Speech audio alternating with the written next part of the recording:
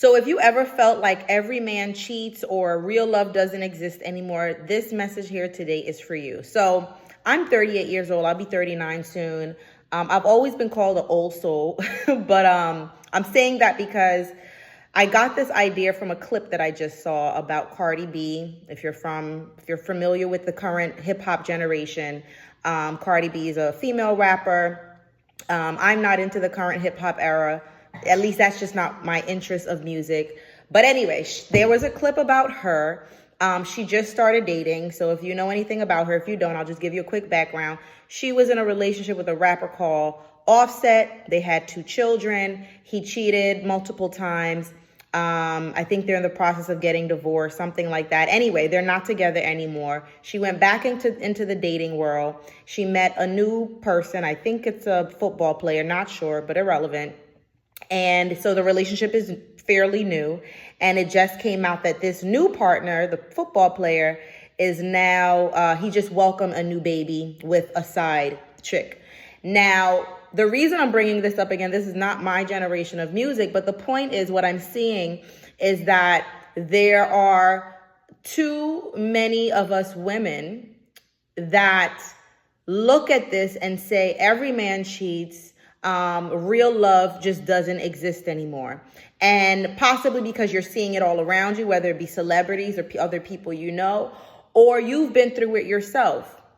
Now, let me say this as a disclaimer. I am married. I am happily married now, but I too have been in bad relationships. I too was cheated on. So I get feeling bitter and angry. But what breaks my heart is to see women completely give up in the sense of they become bitter, right? And they put all their energy in being bitter instead of putting their energy in healing themselves. One of the biggest things, greatest things I think I've done for myself is I had to take some amount of accountability for the trauma that I went through. I was in a 10-year relationship, and that after that 10-year relationship ended, 2 of those years, out of the 10, 2 of those years were marriage. I had to, and I was cheated on in that relationship. I had to wonder, Naila, what brought you to this person? Because this was not something that happened out of the blue. This was not something that you weren't seeing signs about this person, right? I had to put a lot of work into evaluating my role in my own pain. And too often I see people not doing that. And I'm talking to women in this particular case. But if you're a man and you can relate, join in too, right? But as a woman, I'm speaking to other women. This is a big mistake a lot of people are making. They're not looking at themselves. When I started to do the work on myself, and it was traumatizing, okay? Like I said, it was a 10-year relationship. 2 of those years were marriage. I basically from age 20 to 30, right? So my entire 20s, I put a lot into that relationship, and I am not one that ever really liked to date around and have, multiple partners. My goal for myself was to always have a stable relationship. I grew up in a 2-parent household. That is what I wanted for myself. So it was very traumatizing, and the way I was treated, the emotional abuse, the emotional neglect, the cheating, the financial abuse, it was a very traumatizing period for me. But I would have done myself a great disservice if I would have just focused on how awful he is and then turn it into how awful men are. In high school, I was cheated on too. I don't count that. I was a kid. But I could look at that. I've been around. I have men in my family or men that I've been around that I know cheat or have cheated. Like I could have went in the direction of, all men are bad. So this is what happens when you do that. A lot of times when I see women putting an overcast of all men, that all men cheat, all men are bad, real love doesn't exist, they don't stop dating. You don't stop dating. You don't stop getting into a relationship. You're still doing it. But what happens now is that your expectations are lowered because you expect at some point they're going to do wrong anyway. Or maybe you start becoming promiscuous and you start being with this one and being with that one because you're like, hey, if I can't beat them, join them. And really, that's not even really what you want, right? You're telling yourself, yeah, I'm free. I'm doing it like they are. But really, internally, it's not even really what you want. So becoming bitter and putting this overcast that real love doesn't exist and all men are cheaters is not helping you. It's working against you.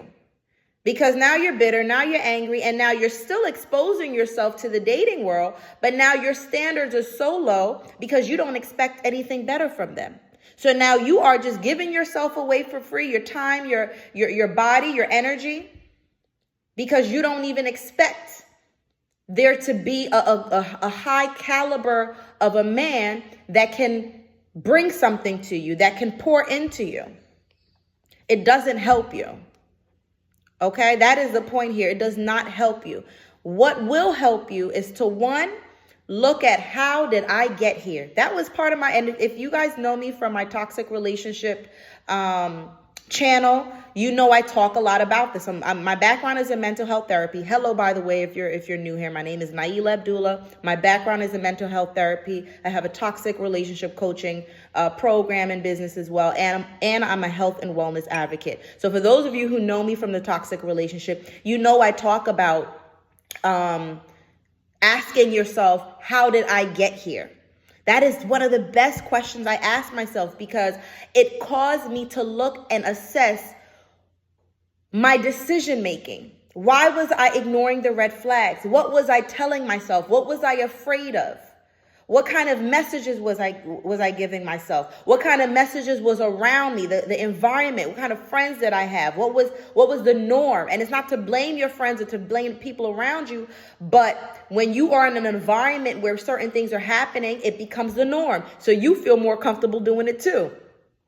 If you're in a family or with friends where everybody drinks alcohol when they wake up in the morning, at some point that becomes normal to you compared to someone who doesn't, right? So your environment is important, but that is a first step. So don't let your experiences make you bitter and put an overcast that real love doesn't exist and all men are bad, because that is not the truth. And if you are in an environment where you have been seeing that from your mother to your aunts to your friends to whoever, you have to start finding new circles as well, because there are circles where people are together, and there's no such thing as perfection. So I don't need to say that, but genuinely happy, genuinely want healthy relationships, genuinely work on healthy relationships. Yes, they may hit bumps in the roads, but it's not crazy bumps. Okay. Because sometimes they're like, oh yeah, every relationship has bumps.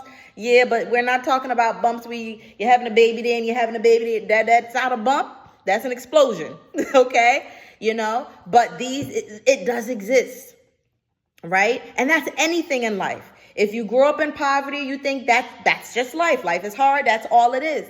But when you put yourself around people who have maybe started in poverty but have built themselves up, then your mind starts to expand to say, okay, there is another way to live. Yes, there's many paths in life.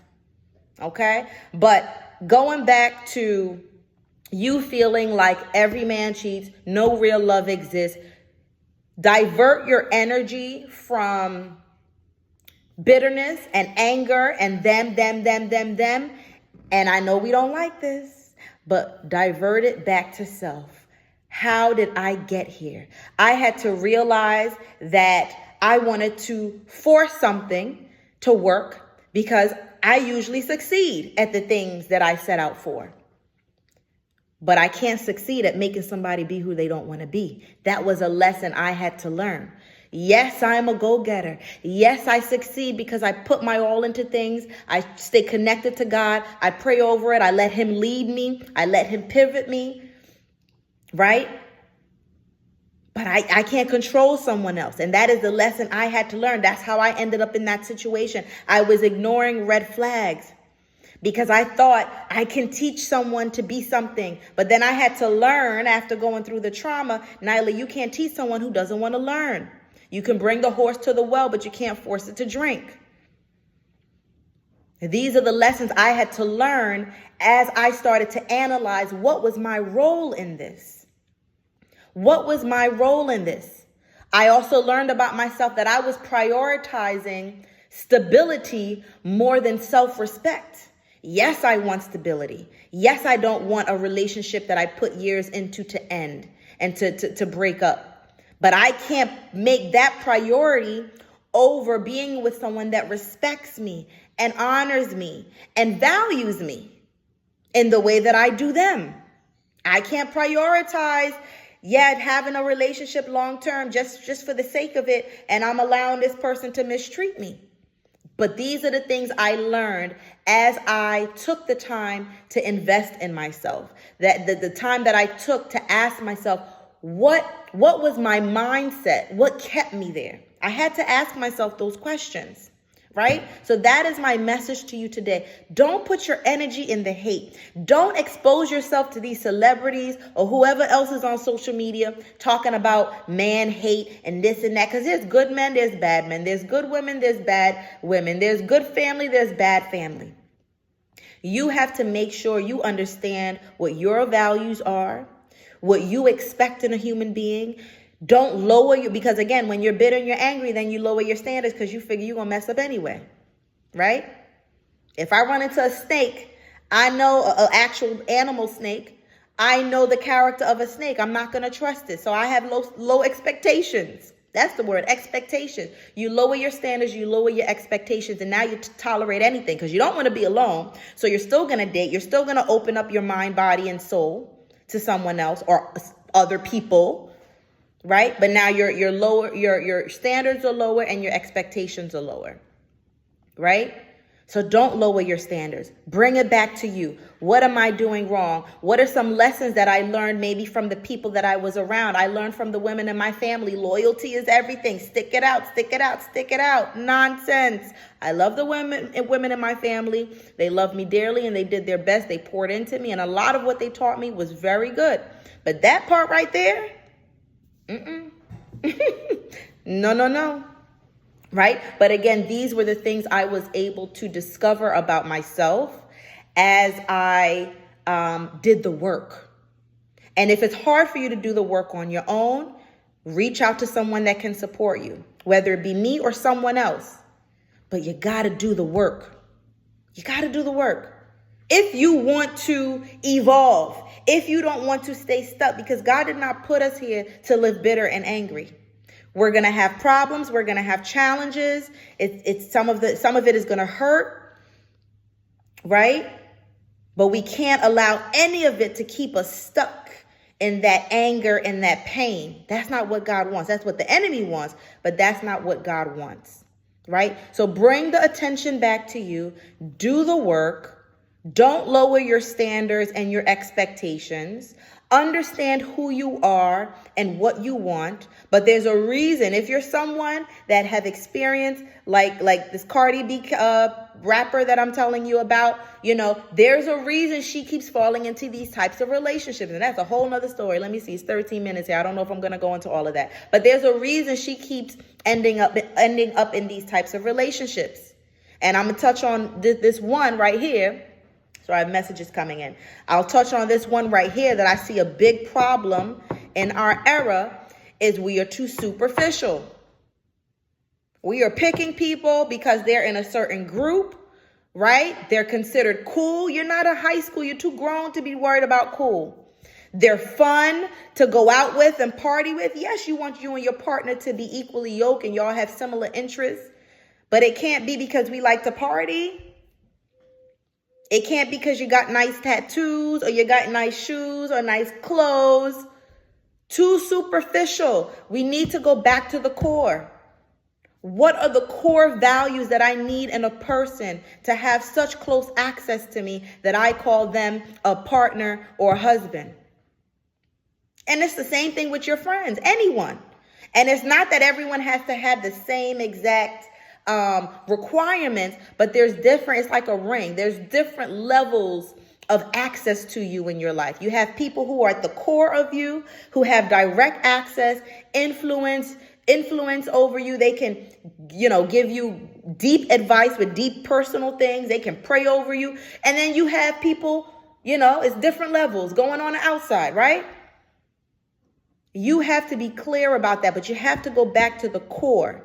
What are the core values I need from someone? I need someone that can communicate. I need someone who doesn't have too much pride, that don't want to apologize if they do something wrong. And if they struggle with apologizing, but they still do it because they know they value the wealth, not the wealth too, but the health of the relationship, right? They value the health of the relationship. So they're able and willing to put their pride aside and say, you know what? I shouldn't have done it like that. I'm sorry.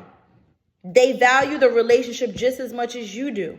That's a big problem. A lot of times people in relationships, and again, I'm speaking from a woman's perspective. It's also with men, but the women are valuing the relationship more than the man. Again, I've been there. Right? So bring the attention back to you. Ask yourself, how did I get here? What was a mindset I had that got me here? What are my standards and expectations out of my ideal partner? What are the core values they're supposed to have? Because you can't teach that. What are the core values that they're supposed to have? But don't put your energy into the bitterness and the hate and the anger, because that's the easy way out. And it's just going to leave you old and bitter and open up to more toxicity. It's not worth it. You deserve more. Remember, God wants you to thrive in all areas of your life. I hope this message blesses you. That was a tongue twister. Message blesses. I hope this message blesses you, and I will see you soon.